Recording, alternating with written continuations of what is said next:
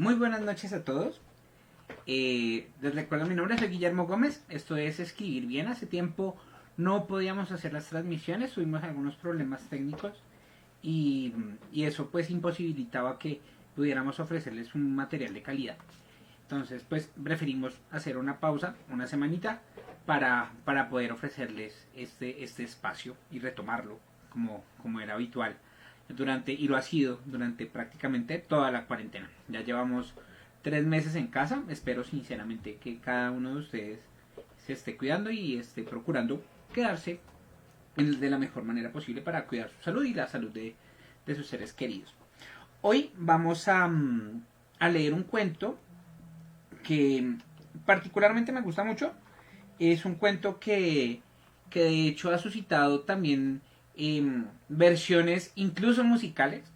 Eh, es un cuento que nos pone de presente cuál, cuál es el milagro que quisiéramos tener. O sea, nos pone a reflexionar sobre si tuviéramos la posibilidad de pedir algo, lo que fuera, ¿qué sería? ¿Sí? Y nos hace conscientes al mismo tiempo de que ese tipo de cosas pueden resultar bastante infantiles. Que, que hay veces se aprovechan de la necesidad que podemos tener. Entonces, es interesante lo que nos presenta el autor, Gabriel García Márquez. No necesita mayor presentación que el nombre. Y, y vamos a leer su texto, Blackaman el bueno vendedor de milagros. Este texto fue publicado en 1968 en una revista, ahora se me escapa el nombre. Sin embargo, yo lo tengo en esta edición de La increíble y triste historia de la Candida Herendía y de su abuela desalmada. Esta edición es una primera edición de 1972. Es una edición especial que sacaron luego de la edición oficial y resulta muy bonito de leer. Yo soy fan de los libros viejos. Considero que tienen más personalidad que comprar un libro nuevo, enteramente nuevo, y desempacarlo. Tiene cierto encanto poder como retomar esa lectura que alguien ya había empezado en los libros viejitos. Esos libros viejitos que curiosamente eh, ya tienen cierto olorcito. Y es un olor que a muchos nos gusta, a los lectores nos gusta mucho. Y es un olor que de hecho es primo del olor de la vainilla. Por eso como que tiene cierto gustillo, el olor a papel viejo. Entonces vamos a leer, para no darle más largas, vamos a leer Blackaman, el bueno vendedor de milagros. Les recuerdo, este espacio es Escribir Bien. Les pido por favor que compartan nuestros contenidos. Si quieren pueden compartir este espacio de lectura para que otras personas también puedan seguirla. Les recuerdo que tenemos muchas lecturas ya acumuladas en nuestra página. Hemos leído Gabriel García Márquez, Edgar Allan Poe, Lovecraft, hemos leído Benedetti, Cortázar, Borges, Jack London. Hemos leído de todo un poco, ¿sí? Entonces hemos leído autores inéditos. De hecho, el espacio que normalmente se hace los miércoles, esta semana excepcionalmente se va a mover para el viernes. Ya les estaremos comunicando en la agenda. Si ustedes aún no están en nuestra página, síganos, los invitamos a darle clic en la campanita. Entonces vamos a darle la oportunidad a Gabriel García Márquez de meternos en su mundo, en ese mundo mágico que él construye. Blackaman el bueno, vendedor de milagros. Desde el primer domingo que lo vi me pareció una mula de monosabio, con sus tirantes de terciopelo pespunteados con filamentos de oros, con sus sortijas con pedrerías de colores en todos los dedos y su trenza de cascabeles, trepado sobre una mesa en el puerto de Santa María del Darién, entre los frascos de específicos y las hierbas de consuelo que él mismo preparaba y vendía a grito herido por los pueblos del Caribe. Solo que entonces no estaba tratando de vender nada a aquella cochambre de indios, sino pidiendo que le llevaran una culebra de verdad para demostrar en carne propia un contraveneno de su invención. El único indeleble, señoras y señores, contra todas las picadoras de serpientes, tarántulas y escolopendras, y toda clase de mamíferos ponzoñosos. Alguien que parecía muy impresionado por su determinación, consiguió, nadie supo dónde, y le llevó dentro de un frasco una mapaná de las peores, de esas que empiezan por envenenar la respiración, y él la destapó con tantas ganas que todos creímos que se le iba a comer. pero no bien se sintió libre el animal, saltó fuera del frasco y le dio un tijeretazo en el cuello, que ahí mismo lo dejó sin aire para la oratoria. Y apenas tuvo tiempo de tomarse el antídoto cuando el dispensario de pacotilla se desarrumbó sobre la muchedumbre y él quedó revolcándose en el suelo con el enorme cuerpo desbaratado como si no tuviera nada por dentro, pero sin dejarse de reír con todos sus dientes de oro. ¿Cómo sería el estrépito que un acorazado del norte que estaba en el muelle desde hacía como 20 años en visita de buena voluntad declaró la cuarentena para que no se subiera a bordo el veneno de la culebra? Y la gente que estaba santificando el domingo de Ramos se salió de la misa con sus palmas benditas, pues nadie quería perderse la función del emponzoñado que ya empezaba a inflarse como el aire de la muerte y estaba 2 veces más gordo de lo que había sido, echando espuma de hiel por la boca y resollando por los poros, pero todavía riéndose con tanta vida que los cascabeles le cascabeleaban por todo el cuerpo. La hinchazón le reventó los cordones de las polainas y las costuras de la ropa, los dedos se le amorcillaron por la presión de las sortijas, se puso del color del venado en salmuera y se le salieron por la culata unos requiebros de prostimerías. Así que todo el que había visto un picado de culebra sabía que se estaba pudriendo antes de morir y que iba a quedar tan desmigajado que tendrían que recogerlo con una pala para echarlo dentro de un saco, pero también pensaba que hasta en su estado de aserrín iba a seguirse riendo. Aquello era tan increíble que los infantes de marina se encaramaron en los puentes del barco para tomarle retratos en colores con aparatos de larga distancia. Pero las mujeres que se le habían salido de misa les descompusieron las intenciones, pues taparon al moribundo con una manta y le pusieron encima las palmas benditas. Unas porque no les gustaba que la infantería profanara el cuerpo con máquinas de adventistas, y otras porque les daba miedo seguir viendo a aquel idólatra que era capaz de morirse muerto de risa, y otras por si acaso conseguían con todo eso que por lo menos el alma se le desenvenenara. Todo el mundo lo daba por muerto, cuando se apartó los ramos de una brazada, todavía medio atarantado y todo desconvalecido por el mal rato, pero enderezó la mesa sin ayuda de nadie, se volvió a subir como un cangrejo y ya estaba otra vez gritando que aquel contravenero era sencillamente la mano de Dios en un frasquito. Como todos lo habíamos visto con nuestros propios ojos, aunque solo costaba 2 cuartillos porque él no lo había inventado como negocio, sino por el bien de la humanidad. Y a ver quién dijo uno, señoras y señores, no más que por favor no se me amontones que para todos hay. Por supuesto que se amontonaron, y que hicieron bien porque al final no hubo para todos.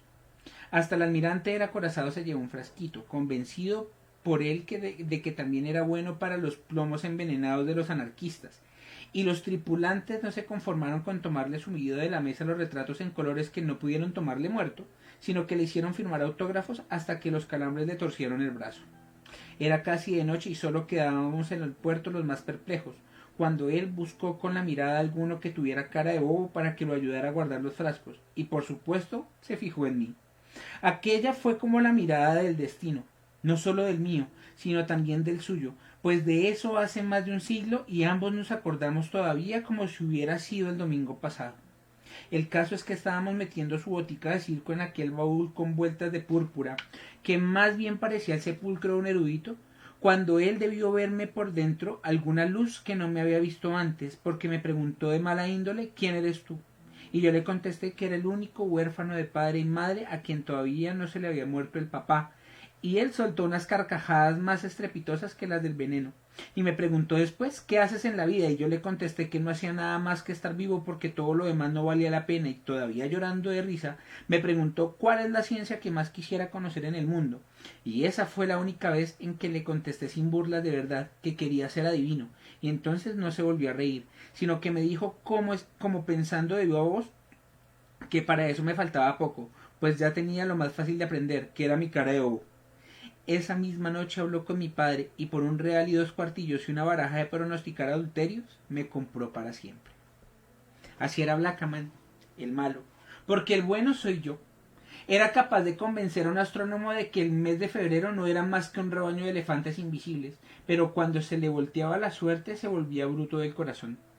En sus tiempos de gloria había sido embalsamador de virreyes y dicen que les componía una cara de tanta autoridad que durante muchos años seguían gobernando mejor que cuando estaban vivos, y que nadie se atrevería a enterrarlos mientras él no volviera a ponerle su semblante de muertos, pero el prestigio se le descalabró con la invención de un ajedrez de nunca acabar que volvió loco a un capellán y provocó 2 suicidios ilustres, y así fue decayendo de intérprete de sueños en hipnotizador de cumpleaños, de sacador de muelas por su gestión en curandero de feria.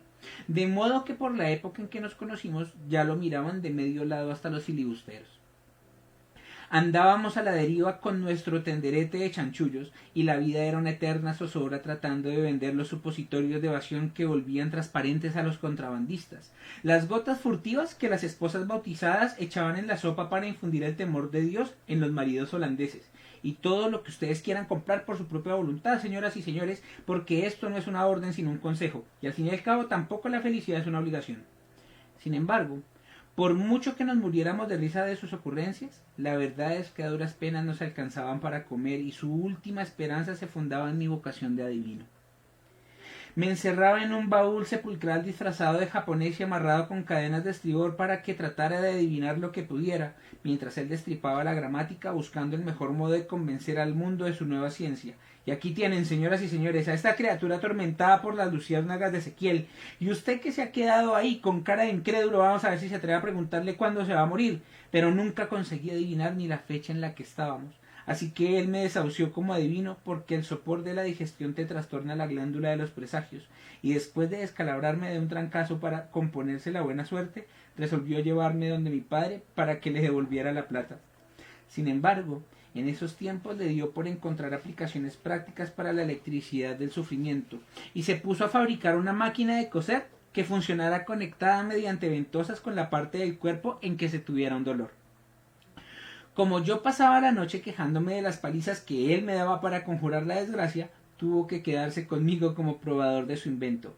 Y así el regreso se nos fue demorando y se le fue componiendo el humor hasta que la máquina funcionó tan bien que no solo cosía mejor que una novicia, sino que además bordaba pájaros y astromeles según la posición y la intensidad del dolor. En esas estábamos, convencidos de nuestra victoria sobre la mala suerte, cuando nos alcanzó la noticia de que el comandante del acorazado había querido repetir en Filadelfia la prueba de contraveneno y se convirtió en mermelada de almirante en presencia de su estado mayor. No se volvió a reír en mucho tiempo. Nos fugamos por desfiladeros de indios y mientras más perdidos nos encontrábamos, más claras nos llegaban las voces de que los infantes de marina habían invadido la nación con el pretexto de exterminar la fiebre amarilla y andaban descabezando a cuanto cacharrero inveterado o eventual encontraban a su paso, y no solo a los nativos por precaución, sino también a los chinos por distracción, a los negros por costumbre y a los hindúes por encantadores de serpientes. Y después arrasaron con la fauna y la flora y con lo que pudieron del reino mineral, porque sus especialistas en nuestros asuntos les habían enseñado que la gente del Caribe tenía la virtud de cambiar tenía la virtud de cambiar de naturaleza para embolatar a los gringos. Yo no entendía de dónde les había salido aquella rabia ni por qué nosotros teníamos tanto miedo, hasta que nos hallamos a salvo en los vientos eternos de la Guajira, y sólo allí tuvo ánimos para confesarme que su contraveneno no era más que ruibarbo con trementina, pero que le había pagado 2 cuartillos a un calanchín para que le llevara aquella mapaná sin ponzoña. Nos quedamos en las ruinas de una misión colonial, engañados con la esperanza de que pasaran los contrabandistas, que eran hombres de fiar y los únicos capaces de aventurarse bajo el sol mercurial de aquellos yermos de salitre. Al principio comíamos salamandras ahumadas con flores de escombros, y aún nos quedaba espíritu para reírnos cuando tratábamos de comernos sus polainas hervidas. Pero al final nos comimos hasta las telarañas de agua de los aljibes, y sólo entonces nos dimos cuenta de la falta que nos hacía el mundo. Como yo no conocía en aquel tiempo ningún recurso contra la muerte, simplemente me acosté a esperarla donde me doliera menos, mientras él deliraba con el recuerdo de una mujer tan tierna que podía pasar suspirando a través de las paredes, pero también aquel recuerdo inventado era un artificio de su ingenio para burlar a la muerte con lástimas de amor. Sin embargo, a la hora en que debíamos habernos muerto, se me acercó más vivo que nunca, y estuvo la noche entera vigilándome la agonía, pensando con tanta fuerza que todavía no he logrado saber si lo que silbaba entre los escombros era el viento o su pensamiento. Y antes de amanecer me dijo, con la misma voz y la misma determinación de otra época, que ahora conocía la verdad, y era que yo le había vuelto a torcer la suerte, de modo que amárrate bien los pantalones porque lo mismo que me la torciste me la vas a enderezar. Ahí fue donde se echó a perder el poco cariño que le tenía. Me quitó los últimos trapos de encima, me enrolló en alambre de púas, me restregó piedras de salitre en las mataduras, me puso salmuera en mis propias aguas y me colgó por los tobillos para macerarme al sol. Y todavía gritaba que aquella mortificación no era bastante para apaciguar a sus perseguidores. Por último, me echó a pudrir en mis propias miserias dentro del calabozo de penitencia donde los misioneros coloniales regeneraban a los herejes, y con la perfidia de ventríloco que todavía le sobraba se puso a imitar las voces de los animales de comer, el rumor de las remolachas maduras y el ruido de los manantiales, para torturarme con la ilusión de que me estaba muriendo de indigencia en el paraíso. Cuando por fin lo abastecieron los contrabandistas, bajaba al calabozo para darme de comer cualquier cosa que no me dejara morir, pero luego me hacía pagar la caridad arrancándome las uñas con tenazas y rebajándome los dientes con piedras de moler, y mi único consuelo era el deseo de que la vida me diera tiempo y fortuna para desquitarme de tanta infamia con otros martirios peores. Yo mismo me asombraba de que pudiera resistir la peste de mi propia putrefacción, y todavía me echaba encima las sobras de sus almuerzos y tiraba por los rincones pedazos de lagartos y gavilanes podridos para que el aire del calabozo se acabara de envenenar. No sé cuánto tiempo había pasado, cuando me llevó el cadáver de un conejo para mostrarme que prefería echarlo a podrir en vez de dármelo a comer, y hasta allí me alcanzó la paciencia, y solamente me quedó el rencor, de modo que agarré el cuerpo del conejo por las orejas y lo mandé contra la pared con la ilusión de que era él y no el animal el que se iba a reventar. Y entonces fue cuando sucedió como en un sueño, que el conejo no solo resucitó con un chillido de espanto, sino que regresó a mis manos caminando por el aire. Así fue como empezó mi vida grande. Desde entonces ando por el mundo desfiebrando a los palúdicos con 2 pesos, visionando a los ciegos por 4,50, desaguando a los hidrópicos por 18, completando a los mutilados por 20 pesos si lo son de nacimiento, por 22 si lo son por accidentes o peloteras, por 25 si lo son por causa de guerras, terremotos, desembarcos de infantes o cualquier otro género de calamidades públicas, atendiendo a los enfermos comunes al por mayor mediante arreglo especial, a los locos según tema, a los niños por mitad de precio y a los bobos por gratitud. Y a ver quién se atreve a decir que no soy un filántropo, damas y caballeros. Y ahora sí, señor comandante de la 20ª Flota, ordene a sus muchachos que quiten las barricadas para que pase la humanidad doliente, los lazarinos a la izquierda, los epilépticos a la derecha, los tullidos donde no estorben y allá detrás los menos urgentes. No más que por favor no se me apelotonen, porque después no respondo si se les confunden las enfermedades y queden curados de lo que no es. Y que siga la música hasta que hierva el cobre, y los cohetes hasta que se quemen los ángeles y el aguardiente hasta matar la idea, y vengan los maritornes y los maromeros, los matarifes y los fotógrafos. Y todo eso por cuenta mía, damas y caballeros, que aquí se acabó la mala fama de los lacamanes y se armó el despelote universal. Así los voy adormeciendo con técnicas de diputado, por si acaso me falla el criterio y algunos se me quedan peor de lo que estaban. Lo único que no hago es resucitar a los muertos, porque apenas abren los ojos, contramatan de rabia al perturbador de su estado, y a fin de cuentas, los que no se suicidan se vuelven a morir de desilusión. Al principio, me perseguía un séquito de sabios para investigar la legalidad de mi industria, y cuando estuvieron convencidos me amenazaron con el infierno de Simón el Mago, y me recomendaron una vida de penitencia para que llegara a ser santo. Les doy la bienvenida a los que nos han venido acompañando poco a poco en esta transmisión. Pero yo les contesté sin menosprecio de su autoridad, que era precisamente por ahí por donde había empezado. La verdad es que yo no gano nada con ser santo después de muerto. Yo lo que soy es un artista, y lo único que quiero es estar vivo para seguir a pura de flor de burro con esta carricoche convertible de 6 cilindros que le compré al cónsul de los infantes, con este chofer trinitario que era barítono de la ópera de los piratas en Nueva Orleans, con mis camisas de gusano legítimo, mis lociones de oriente, mis dientes de topacio, mi sombrero de tartarita y mis botines de 2 colores durmiendo sin despertador, bailando con las reinas de la belleza y dejándolas como alucinadas con mi retórica de diccionario.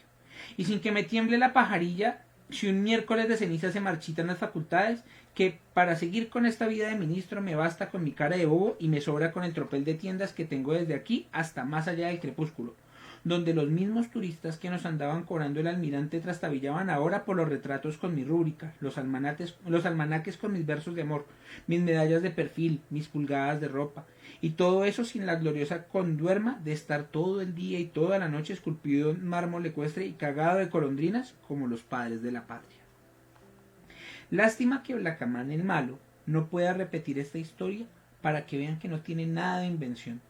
La última vez que alguien lo vio en este mundo había perdido hasta los estoperoles de su antiguo esplendor, y tenía el alma desmantelada y los huesos en desorden por el rigor del desierto, pero todavía le sobró un buen par de cascabeles para reaparecer aquel domingo en el puerto de Santa María del Darién con el eterno baúl sepulcral, solo que entonces no estaba tratando de vender ningún contraveneno, sino pidiendo con la voz agrietada por la emoción que los infantes de marina lo fusilaran en espectáculo público para demostrar en carne propia las facultades resucitadoras de esa criatura sobrenatural, señoras y señores. Y aunque a ustedes les sobra derecho para no creerme después de haber padecido durante tanto tiempo mis malas mañas de embustero y falsificador, les juro por los huesos de mi madre que esta prueba de hoy no es nada del otro mundo, sino la humilde verdad.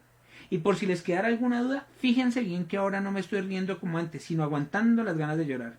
¿Cómo sería convincente que se desabotonó la camisa con los ojos ahogados en lágrimas y se daba palmadas de muro en el corazón para indicar el mejor sitio de la muerte? Y sin embargo, los infantes de marina no se atrevieron a disparar por temor de que las muchedumbres dominicales les conocieran el desprestigio. Alguien que quizá no olvidaba las lacaunderías de otra época, consiguió nadie supo dónde y le llevó dentro de una lata de unas raíces de barbasco que habrían alcanzado para sacar a flote a todas las corvinas del Caribe, y él las destapó con tantas ganas como si de verdad se las fuera a comer, y en efecto se las comió. Señoras y señores, no más que por favor no se conmuevan ni vayan a rezar por mi descanso, que esta muerte no es más que una visita. Aquella vez fue tan honrado que no incurrió en estertores de ópera, sino que se bajó de la mesa como un cangrejo. Buscó en el suelo a través de las primeras dudas el lugar más digno para acostarse, y desde allí me miró como a una madre y exhaló el último suspiro entre sus propios brazos, todavía aguantando sus lágrimas de hombre y torcido al derecho y al revés por el tétano de la eternidad. Fue esa la única vez, por supuesto, en que me fracasó la ciencia. Lo metí en aquel baúl de tamaño premonitorio donde cupo de cuerpo entero. Le hice cantar una misa de tinieblas que me costó 50 doblones de a 4 porque el oficiante estaba vestido de oro y además había 3 obispos sentados. Les mandé a edificar un mausoleo de emperador sobre una colina expuesta a los mejores tiempos del mar, con una capilla para él solo y una lápida de hierro donde quedó escrito con mayúsculas góticas que aquí yace Blacamal el muerto, mal llamado el malo, burlador de los infantes y víctima de la ciencia, y cuando estas honras me bastaron para hacerle justicia por sus virtudes, empecé a desquitarme por sus infamias, y entonces lo resucité dentro del sepulcro blindado, y allí lo dejé revolcándose en el horror. Eso fue mucho antes de que a Santa María del Darién se la tragara la marabunta, pero el mausoleo sigue intacto en la colina, a la sombra de los dragones que suben a dormir en los vientos atlánticos, y cada vez que paso por estos rumbos le llevo un automóvil cargado de rosas y el corazón me duele de lástima por sus virtudes, pero después pongo el oído en la lápida para sentirlo llorar entre los escombros del baúl desbaratado, y si acaso se ha vuelto a morir lo vuelvo a resucitar, pues la gracia del escarmiento es que siga viviendo en la sepultura mientras yo esté vivo, es decir, para siempre. Y esta es la historia de Blacaman el bueno, quepa decirlo, ¿sí? Entonces es una historia interesante, es una historia que da cierto desconsuelo con el Blacaman el malo, pero bueno, cada uno tiene su propia interpretación de la historia y de cada historia que cada uno de nosotros lee. Entonces les recuerdo mi nombre, soy Guillermo Gómez, les agradezco su compañía, espero sinceramente que compartan nuestros contenidos, compartan este espacio a través de compartir en grupo que tienen los videos en Facebook, y nos veremos mañana para algún texto de un autor inédito. El viernes volvemos a repetir este espacio, el jueves vamos a leer otro texto de un autor conocido y el sábado repetiremos esta misma tarea. Entonces, escribir es un oficio que se aprende escribiendo y leer es un oficio que se disfruta leyendo. Muchachos, muchísimas gracias y que tengan una muy feliz noche. Hasta pronto.